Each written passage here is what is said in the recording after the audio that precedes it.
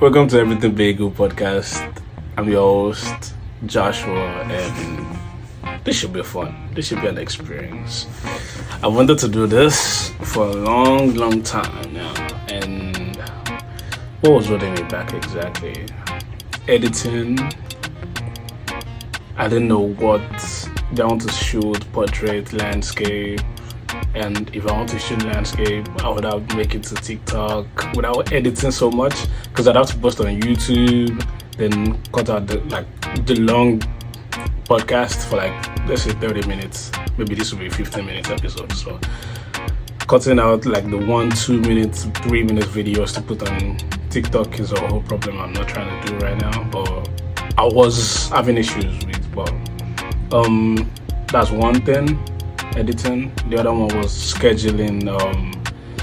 I've screen tested a couple episodes, 2 different kind of podcasts with 2 different friends, and scheduling time to record the videos, then edit and post was one issue. That was another thing. And I wasn't sure if I wanted to create a whole different channel for the podcast. My YouTube has 5,000 followers, and TikTok I have very low following, and I have a couple people on Instagram too, but I've not been on Instagram in a minute, so I wasn't sure where exactly I want to post. But I've kind of concluded that I will stay on I'll stay on TikTok mainly, then I'll move to YouTube whenever I figure the workflow. The faster I can record and upload, the faster I can make more content, and I want to be making more content. So keeping up with YouTube and everything will be the main thing, and learning not to cough into the mic will be another thing, so I would have always clear my voice every time I'm talking. And looking at the camera too will be another thing, because this is a video platform, and podcasts are mostly the ones I listen to in the car when I'm driving to work and everything else. We Are Here to Help, Conan O'Brien is a Friend, What Now by Trevor Noah. I listen to a lot of one of my favorite, Morning After. Yeah, video, but audio platforms. So learning to do the video part will be another thing. Yeah, so a couple things were stopping me, but I said let's just streamline it. I don't care. I'm just trying to post something on my TikTok especially. So here we are, finally. And yeah, we'll see how this goes. And this is Everything Bagel. I'm your host, Joshua. I don't know what I'm doing on my feet, but this is about to be so weird. But yeah, I'm your host. Let's have fun. Let's talk. I'll talk, you listen, and you interact in the comments. Obviously, you don't have a choice. And we'll try to bring on some guests. This podcast won't just be in this room. It will be on the go, remote, interviewing friends, talking about different things, random things, anything. Everything bagel. Get. But if there's hot tea, you already expect it while eating that hot tea with bagels, obviously. And if it's coffee too, whatever you're down with, juice, we'll put it down, bring it down. And yeah. That's why this has taken so long, and here we are doing the first episode. So we're clearing out why it was taking so long, why we're actually doing it now. Now, I'm actually doing this now because I keep seeing videos of everybody telling me, every time I scroll on TikTok, it's post the content, people that are doing less than you, less quality work than you, are getting more following and they're making more money. So I'm I've always been so concerned about the quality of what I put out here. So with my pictures, videos and everything, that it stopped me just putting out work. So since people keep shouting, post, it doesn't matter the quality, I'll try as much to put good quality into this, but it's all about the streamline between recording the content, maybe taking pictures and getting it out there as soon as possible is the main thing I'm working on right now. So streamline this process, maybe even switch to my actual camera because I'm using my phone right now. And yeah, just that's just the main problem. Just streamlining the process and making it as easy. And if there's an editor out there that wants to help me edit my pictures or videos, please. I don't have any money to pay you because I'm broke as well. And we're trying to make money off TikTok, obviously, so we are broke. And so I need to learn how to do that into the mic.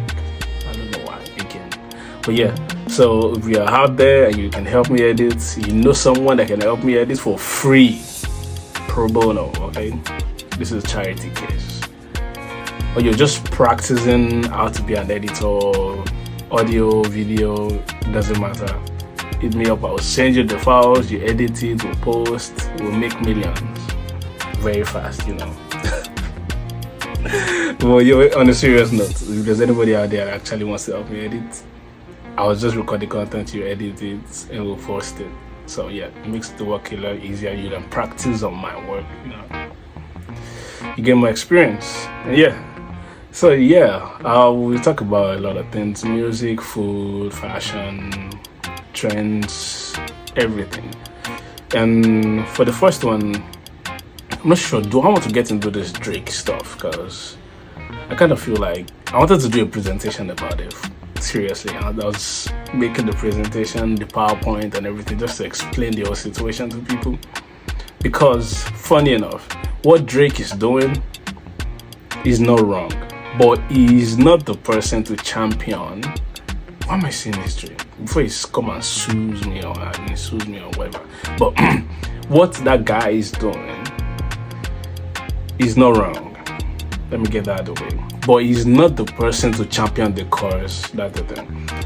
Vince Staple, my guy, he's been shouting about this for months and years about the industry and the labels are ripping off people and everything. But Drake is not the guy to do it. He has been record labels baby for years. Okay, how can we say Drake? Break. Let's just. I don't know what else. I don't want to get sued. I don't have money. I don't have money to lose. So should that make me more like I can say anything, or does that mean that when I blow, I won't be able to make any money? I don't know. But yeah, either way, he's not the guy because let's use this allegory. Okay, this is about to be long. Because okay, let's say there's this guy who lives in the city. His dad is like a cop. Like the head of the district or wherever it is, I don't know, chief or whatever they're called. And the dad used to be, let's say, from the streets, but he moved to the suburbs and he moved to the bigger city and they're rich, they have money now because obviously it's the chief and he controls the police.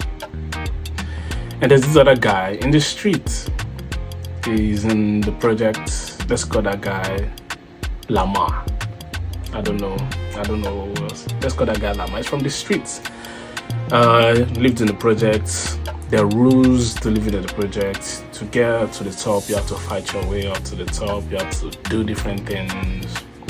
Let's say, but these people in the streets, they develop something called rap. Okay? This commodity, to be the best, you have to battle a couple of contestants for territory and everything. So whoever comes out at the top is the guy at the moment, okay? Everybody battles. If you think you're better than someone else, you take a jab at them. It gets fights out. Whoever's at the top wins, like every other industry in the world. Like every industry in the world does this. Whoever the top person is, puts out products that beats the other competitor. But the only place I've seen that they don't do it too much is like the movie industry. They put out just a little better than the other person, so the other person can still throw a jab. You just don't want to beat them down into the floor. You get, so they still have like the rivalry keeps you alive, keep the two companies getting money and all that. But you always want to be one step ahead of the other person, basically. So let's go back to the allegory. So I really need to learn to not do that to the mic. But yeah. So this guy from the streets, he fights his way to the top. He's getting to the top. He's underground, but someone shines a light on him like, oh my god, this guy is really, really good. But the guy from the suburbs, that the dad is a chief, keeps coming back to the streets and trying to mingle with those people, even though those people do not, like, the thing about the street is they did not choose to be there. They would rather be in the city, enjoying life, living in the suburbs. They do not want the life they're currently living. They did not choose it. They're doing what they're doing to get to the top of the field, to get out of that street. But this guy comes from the suburbs back to the streets, and they're like, what are you doing? We're doing this so we can get out of here, okay? But this guy copies their moves, the way these people look, the way these people dress, copies everything. And the thing about this rap thing is, for people to listen to you and hear your music, you need someone to like help you sell it, okay? But the people that are helping selling it, they're selling the product, they're in the city, okay? So, but these guys from the street, they don't want to listen to the guys in the city, and the city people want someone they can control. So they've seen this guy from the city enjoying, trying to be one of those people. So like, okay, this guy will listen to us when we tell him anything, we can control him, and he will still get to do his own thing. So we shield him from anything that happens. So this guy from the city, let's call him Break. So let's call him Break. This guy comes down to the streets, does his thing, gets a couple things moving, gets moving a little bit.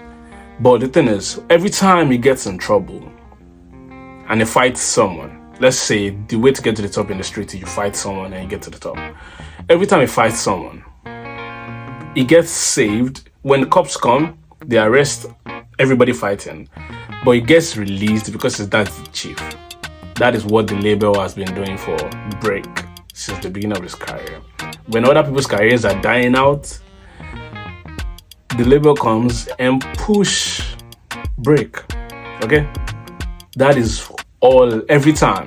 So every time this guy comes to the streets, picks a fight to someone beats his ass, or someone beats his ass, they arrest the person who beat his ass and release Break. That is what has been happening since the beginning of time. And yeah, so every time, because everybody that fights him gets taken to prison, let's say, they get eaten away, nobody really listens to them.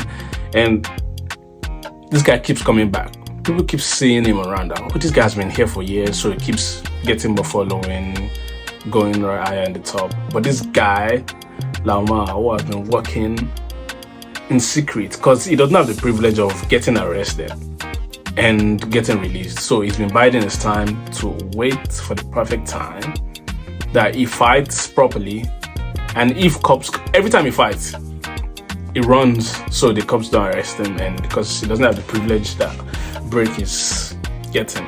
So he just does this thing like in the streets. And this guy has been watching how Break has been coming, getting arrested and getting arrested and getting released.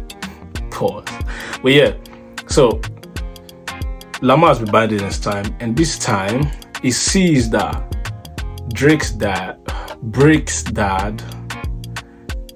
has retired as chief. Okay, so Break does not have like the leniency and no, like the license he has to come and fight in the streets and get released like he used to. Let's just say, like the first time Break came to fight, some young cop arrested him, kind of situation, and this guy didn't know the quiproquo of like releasing Break out immediately he gets arrested. So this guy was taking him to jail and doing his actual work. Like, you lost and you were fighting a street fight, this is illegal, Break goes off on the guy because he doesn't know the quiproquo and everything.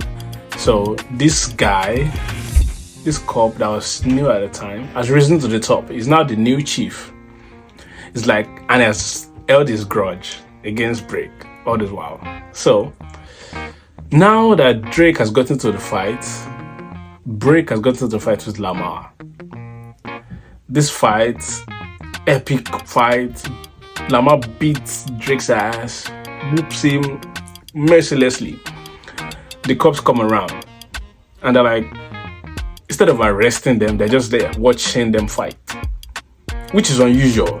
But because the new chief is different from whoever was on the side of Break and always releasing him, Break gets mad, like, why are you not stepping in to stop this fight before I get my ass whooped and everybody knows I've not been good?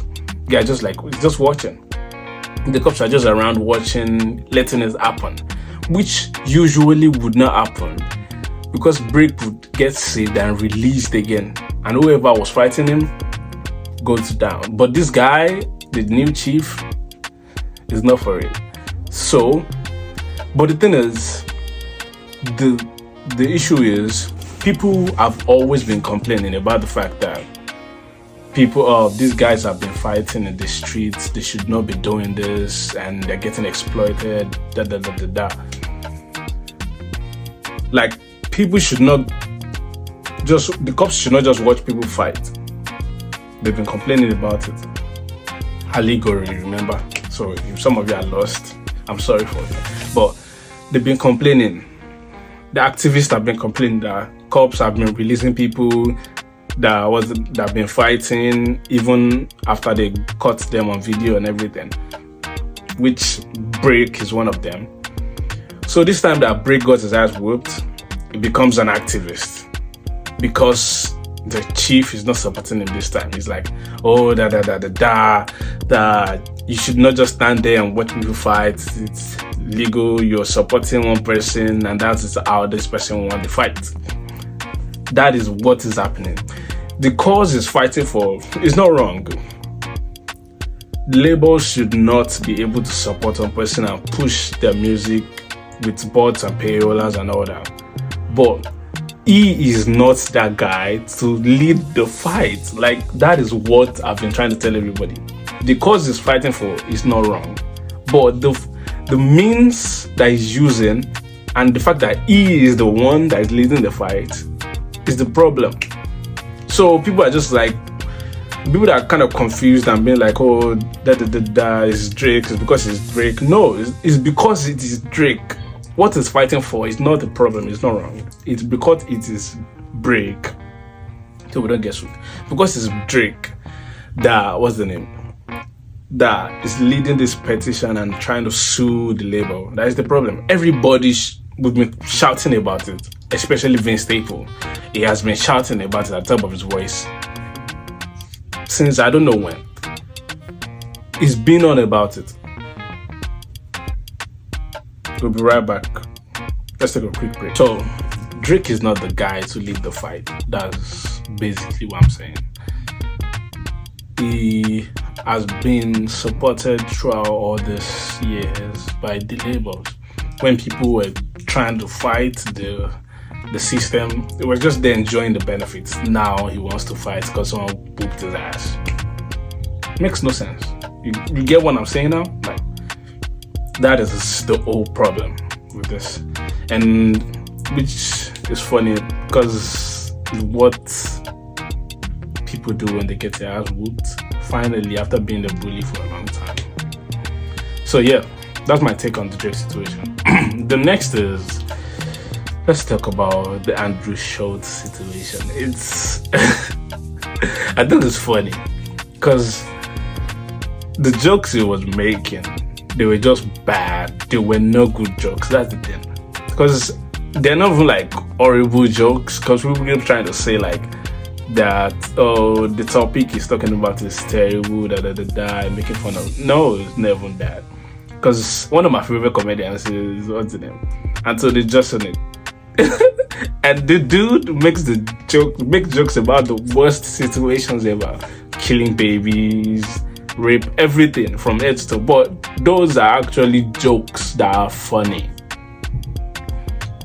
They are actually funny. Like, I just watched the new special and it was killing it. It made mad dope jokes. 20 years doing stand-up. And there's a place for jokes. That's another thing. Like, there's a place for it. It's just like the dude that was the comedian that was just the one before Andrew Schulz and the one during the Trump rally that was making Dominican jokes, Puerto Rican jokes or Hispanic jokes. There's a place for jokes, okay? There's a place and time for it. When you know your audience are expecting it and you have a welcoming environment for it, that is when you tell this kind of jokes. You get, like, there's a stage. That is where you have comedy sellers and everything. There's a stage for it. When Anthony Jeselnik comes on and says all those horrible things, which are funny, let's emphasize that, which are funny, you know this man doesn't actually mean these things. They are jokes. But the thing is, Schulz, he means this shit. That is why people are calling him racist and all that. It means this. These are his ideas. These are his ideal things of the world. Because when you start making the correct correlation that rap has always beaten women down and all this and all that, that means that's how you've always felt, and you were just looking for a reason to go at it like that. We know, and people have been trying to correct this for the longest time. Kendrick is one of those people who has been trying to correct this and uplift women for the longest time. So make it make sense. Because you're just like one of those people who has been like, yeah, they've never said the N-word or like they've never actually actively done anything against black people. But the first day, let's just say the first time some black person robs them, let's say, some black person robs them, they're like, oh, all these black people. They've been waiting for it. Basically, they've been racist their whole life. They have stereotypes their whole life. We're just waiting for a reason to actively be. If you get what I mean. Like, the stereotype has been in your head, like the prejudice has been in your mind all this time, but you're just waiting for a reason to actively use it. What Kendrick said is like, you cannot allow someone who's not of your race to be making fun of black women. They should be protected, and it's law kind of situation. But then you start making as a reply. That's the thing, is that as a reply that you're making. Oh, I can rape him, I can do this to him, do that to him without him. I actually want to find out. Funny enough. They should set this. I've always wanted this, set up celebrity fights, not all those Jake Paul fake fights and all that. I want actual celebrity fights. If you guys have beef, set up the fight. I want to see Kendrick whoop Andrew Schultz's ass, and I want to see Andrew Schulz land some punches if he actually can, because I want to see it. Okay, I don't even know if they're the same weight class, because I think Andrew Schulz is like, is he tall? He probably just tall and he's just slender and all that. I don't think he has any muscles. But I want to see those kind of fights. Like, when people have beef, put on your gloves, UFC cage, everybody. No time for all this bullshit that you guys are done using us to gain money and make money. And what people will start watching your podcast because of racist shit you'll be saying. Put on your gloves and fight. If you get your ass whooped, you cannot sue because you have written stuff down and signed papers. Put on your gloves and fight. By the way, we don't endorse violence on our podcast, but we want to see controlled chaos. Controlled violence, okay? I love watching the UFC. I want to see these people who keep talking shit, put on a glove and fight. Like what Pereira just did, he threw the gloves at the guy. The guy couldn't pick up the gloves. Pick up the gloves and fight. Basic. So if you ever have beef with anybody, just come to me. I'll help you settle the fight. And you guys are beefing. There's no need to shoot each other. Nobody needs to die. Just we'll set it up, the arena and everything. If you want bare knuckle, if you want UFC, if you want just boxing, whatever means you want. We're not doing arm wrestling over here. We can do slap too, But we'll set it up. Let's get it down. Whoever wins gets to boast. And you don't get to call the cops. You don't get to call lawyers. You know what I say? What I'm saying now? So yeah. So this has been the first episode of Everything Bagel, and I'm your host again, Joshuer. So, and this one segment we would always put on this. There are many segments, by the way, but we'll learn to put it in and make it longer and longer, you know. But yeah, I really need to stop doing that into the mic. But yeah, the next segment of this podcast is music of the day. We'll talk artist of the week soon. We'll start getting to those, and I'll start introducing you guys to new artists and all that. The artist of the week for me right now is Dochi. She's killing it. She does it at NPR, Tiny Desk, and fire. Go listen to it. Put on nice headphones and actually listen to good music, because she is very vulgar. I will say that please do not let your children listen to her music. Please, I'm begging you guys. She is very good. She writes good rap, but she is very, very vulgar. Like, I get uncomfortable listening to some of her lyrics every once in a while, but she is vulgar, I'll say that. But her music, the live performance she did on NPR, the band, amazing band that played, because she has this old elements of like the old school rap. She has a hype man, in this case, hype woman. Amazing job, by the way. You look beautiful. Amazing job. And the two backup singers, the drummer, the keyboardist, the two guitars, the one bass, one lead, and two ons, one tenor saxophone, and the trumpet. Everybody killed it. Beautiful. The sound engineers, NPR, god damn, come help me work. Like, come work for me. Come edit this my videos, please. For free, pro bono, obviously.